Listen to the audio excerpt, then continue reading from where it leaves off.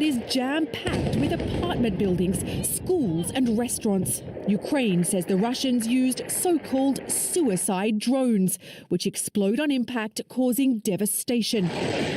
The US says Iran has agreed to sell several hundred of them to Moscow.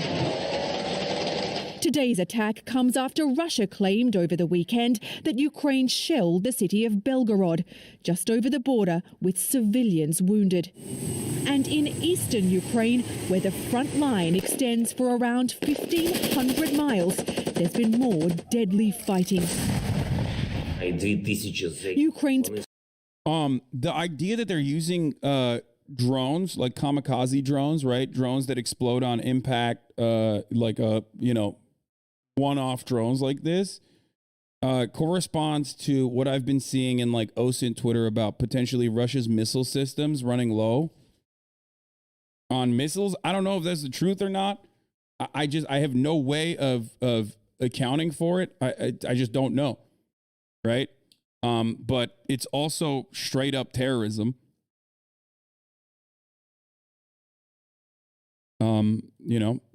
Regularly, routinely targeting civilian areas beyond the, regularly and routinely targeting civilian areas beyond the established boundaries of the war, which is supposed to be, in the Eastern Front, is done with the specific purpose of causing chaos and disruption in the everyday existence of Ukrainians, in the everyday lives. Russia can say they're not targeting civilians, but let's be real, they fucking absolutely are. Zelensky claimed last night that Russia has deployed 2,000 former prisoners to fight there, calling it state-sponsored terror. It is state-sponsored terror. In the early weeks of Russia's brutal invasion, Moscow's forces moved on Kyiv. The Ukrainian resistance, though, took the world by surprise, forcing the Russians to retreat and redirect their attacks to the east of the country. But after Ukraine blew up a bridge in territory occupied by Russia this month, vitally important for the Russian military, Moscow retaliated by again targeting the Ukrainian capital. On Saturday, Moscow says 2 of its soldiers shot and killed 11 other service members while they were training at a firing range inside Russia. The Russian authorities are calling it a terrorist attack. This comes as Russia continues its push to mobilize 300,000 reservists to beef up its forces in Ukraine. Yeah, that's that paired up with it is the terror and the Ukrainians are the same terror, they just don't show it on CNN. Wait, what? This is so fucking, what an idiot. Why did he do this? Okay, we'll talk about Elon Musk in a second. There was also, Russia says 11 were killed in a shooting in a military base in Belgorod, where a gunman opened fire on volunteer soldiers of the Russian military training ground in Belgorod, killing 11 and wounding 15 others. So here's the thing, okay? Ukraine is fighting a war against an invading force. That's just the truth. If you were to talk about Ukrainian actions with respect to like LPR, DPR territories, proxy war between the Russian state and the Ukrainian state, that's entirely separate. Right now, they are fighting a war for emancipation, okay? They are fighting a war. It might have, they might also be participants of the American military-industrial complex, but ultimately, Ukrainians are fighting a fucking war against Russia, which is invading Ukraine. Okay? That's it. That's the truth. That's the truth of the matter. It doesn't fucking matter. It does not. It doesn't matter what you say about like Ukrainians overextending or doing crazy shit. Whether it be things that even the American government has come out and criticized them for example, the Dugin assassination, right? The botched Alexander Dugin assassination that ended up killing Dugin's daughter, or whether it be still, again, targeting critical infrastructure in Crimea that civilians are using regularly as well. Ultimately, they are trying to, they're trying to defend their country from Russian invasion. Okay?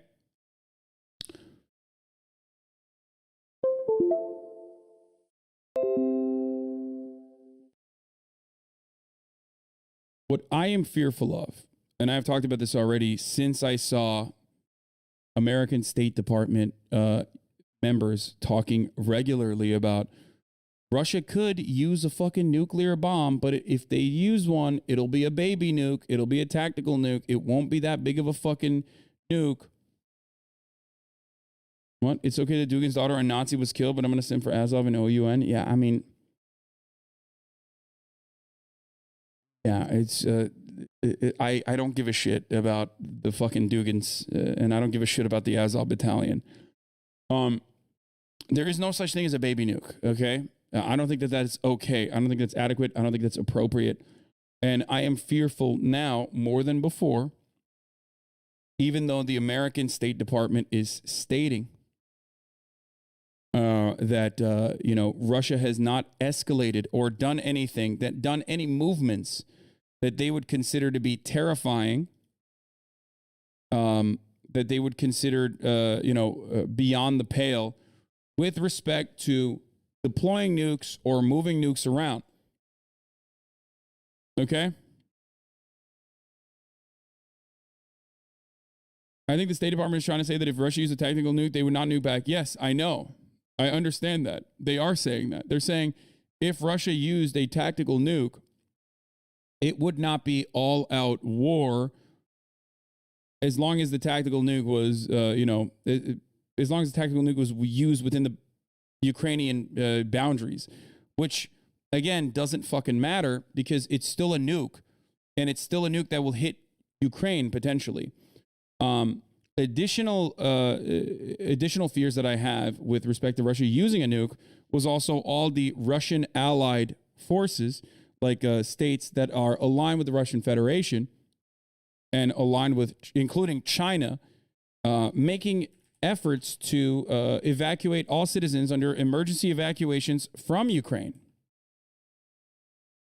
This came out yesterday, where hundreds of citizens plan to evacuate Ukraine after the war escalates. The South China Morning Post. More than 200 people indicate they will leave the country as security worsens. Beijing has increased calls for citizens to flee as Russia hits back over Crimea bridge attack. Now, this could mean China wants to evacuate because they think Russia is just like indiscriminately going to keep bombing civilian populations on top of Ukraine, and they don't want anyone to die, any Chinese national to die. Or it could mean that China knows, or you know, countries aligned with the Russian Federation know something that we don't, and that's the reason why they are escalating their calls for evacuation more than they did before. Attacks on more Western population centers could be the full rationale for pulling the Chinese nationals out. Certainly, that is certainly the case.